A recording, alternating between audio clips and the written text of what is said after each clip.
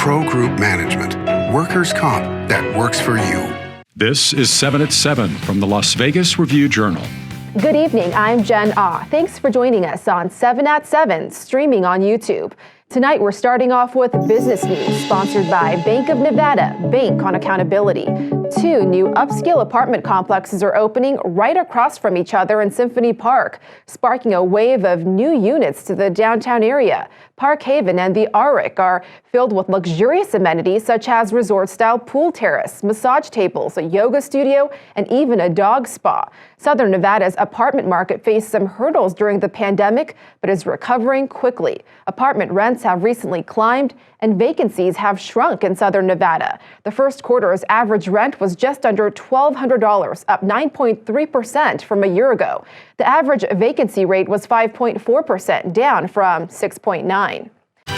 In other top stories, sponsored by Carnegie Heights, the city of Henderson is hiking up its property tax rate for the second year in a row.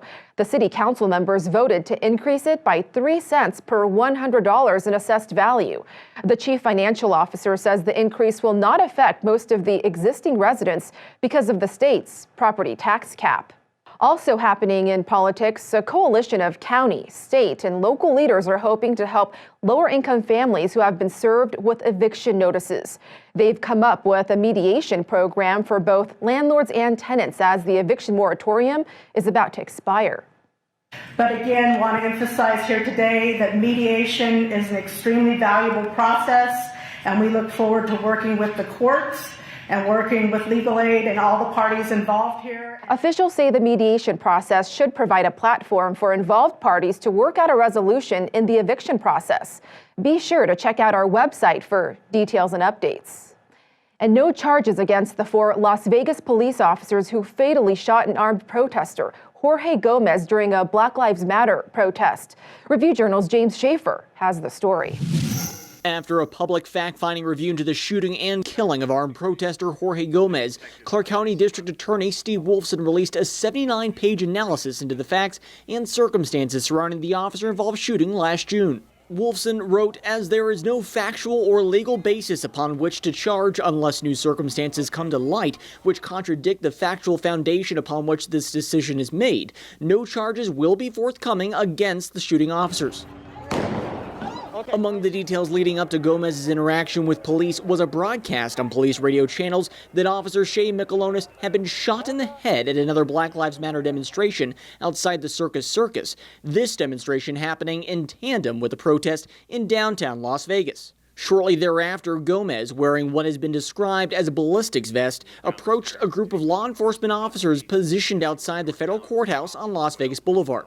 Gomez had a Glock 19 handgun holstered on his hip, a Glock 23 pistol slung over his shoulder, and an illegal short-barreled rifle in his backpack. In response, Gomez's family says their civil lawsuit against Metro is ongoing, and they have another protest planned for June 5th. For Las Vegas Review-Journal, I'm James Schaefer. Now a check on your weather, sponsored by 1 Hour Air. No matter the season, no matter the reason, 1 Hour is here for you. Today is the start of our cooling off period. I'm sure you've noticed those strong winds coming through at around 30 miles per hour, at times going up to even 50. Whew. Tonight is looking to cool down to around 60 degrees. For Friday and Saturday, we're looking to stay in the low 70s with the winds dying down just a bit and some clouds rolling in. Then the skies will clear up on Sunday and the temps should start to spike back up. In your lifestyle news, sponsored by Get Healthy, Clark County, the Venetian is hoping to fill 300 jobs before the summer. The company is looking for valets, baristas, security officers, cage cashiers, and housekeepers, and will be hosting a career fair next week on Wednesday and Thursday. The deadline to apply is Monday at careers.sands.com. The Review-Journal is owned by the family of Sheldon Adelson, the late chairman and CEO of Las Vegas Sands Corporation, which operates the Venetian. On to your entertainment news, sponsored by DiscoverYourNevada.com, brought to you by Travel Nevada. Country star George Strait is heading straight back to Vegas at the T-Mobile Arena on August 13th and 14th.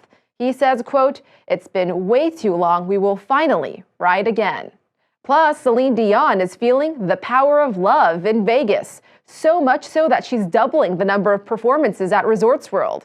On top of her 10 shows in November, her heart will go on from January 19th through February 5th.